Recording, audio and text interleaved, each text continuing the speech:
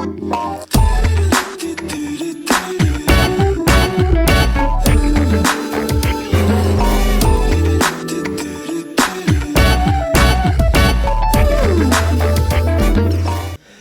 beberapa video sebelumnya, saya sudah berulang kali menyampaikan bahwa urusan terkait hutang piutang merupakan ranah perdata. Artinya, si peminjam atau orang yang berutang atau yang lebih sering kita kenal dengan istilah debitur hanya bisa digugat ke pengadilan secara perdata. Tidak bisa dilaporkan kepada pihak kepolisian, kecuali dalam perjanjian hutang piutang tersebut ada unsur atau dugaan tindak pidana yang dilakukan oleh si orang yang berutang atau si debitur tersebut.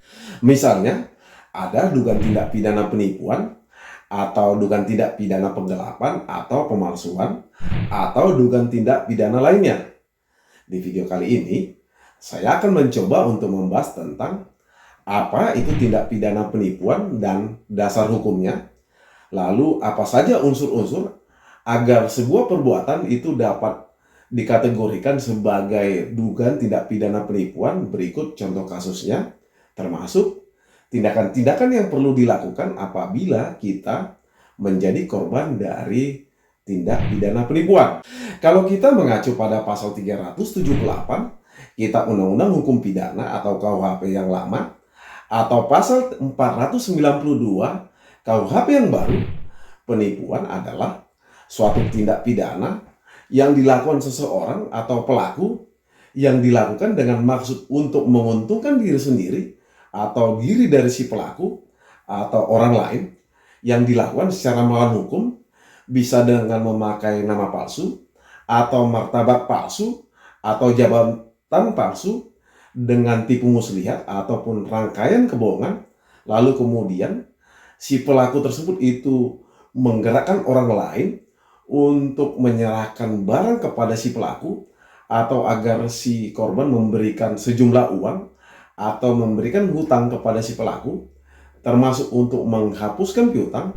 Maka terhadap tindakan dari si pelaku tersebut itu diancam karena tindak pidana penipuan dengan pidana penjara paling lama 4 tahun.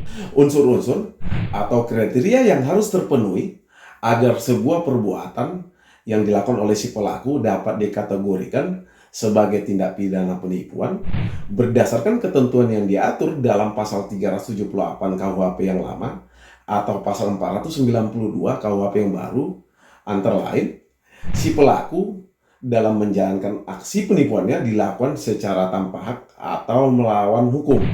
Lalu kemudian perbuatan dari si pelaku tersebut itu bertujuan untuk menguntungkan diri dari si pelaku atau bisa juga untuk menguntungkan diri orang lain, agar si korban menyerahkan barang kepada si pelaku, atau agar si korban memberikan uang atau pinjaman, termasuk agar si korban menghapuskan hutang dari si pelaku. Caranya, si pelaku membujuk korban dengan memakai nama atau jabatan palsu, atau keadaan atau kondisi yang tidak sebenarnya, atau perbuatan yang disampaikan tersebut itu hanya akal-akalan atau tipu muslihat atau akal bulus dari si pelaku, atau si pelaku membuat rangkaian kebohongan atau berbohong padahal fakta yang sebenarnya tidak seperti yang disampaikan oleh si pelaku. Artinya, si korban kemudian memberikan uang atau memberikan barang atau menghapuskan hutang atau memberikan hutang kepada si pelaku hanya karena rangkaian kebohongan, tipu muslihat atau akal-akalan dari si pelaku.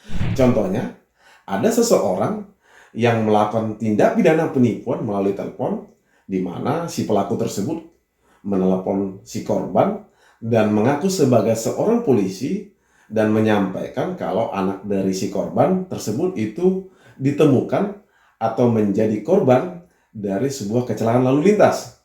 Lalu si pelaku tersebut menyampaikan bahwa apabila si korban ini ingin anaknya selamat, maka si korban tersebut harus mentransfer sejumlah uang agar pihak rumah sakit dapat segera melakukan tindakan kalau memang si korban mau anaknya selamat.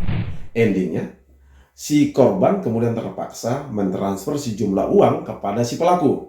Nah, perbuatan yang dilakukan oleh si pelaku tersebut itu dapat dikategorikan sebagai tindak pidana penipuan. Artinya, perbuatan pelaku yang mengaku sebagai pihak kepolisian dapat dikategorikan sebagai nama atau martabat palsu.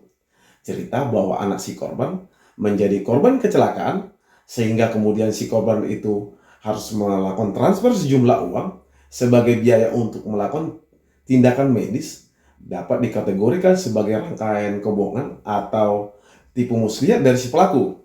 Lalu uang yang ditransfer si korban itu bukan untuk tindakan medis anak korban, tetapi digunakan untuk kepentingan pribadi pelaku atau orang lain. Atau ada seseorang atau katakanlah pelaku tindak pidana penipuan yang kemudian mengajukan pinjaman kepada si korban. Si pelaku berdalih bahwa uang yang dipinjamnya dari si korban itu akan dipergunakan sebagai modal usaha dari si pelaku, di mana kalau si pelaku bersedia memberikan pinjaman, maka si pelaku berjanji akan memberikan keuntungan sebesar 20% setiap bulannya. Tetapi seiring dengan berjalannya waktu, janji dari si pelaku untuk memberikan keuntungan kepada si korban tidak pernah dilaksanakan oleh si pelaku. Karena ternyata si pelaku tidak menggunakan uang sesuai dengan yang telah dijanjikannya kepada si korban, atau si pelaku melakukan penyalahgunaan peruntukan atas uang yang diberikan si korban, atau yang lebih sering kita kenal dengan istilah side streaming.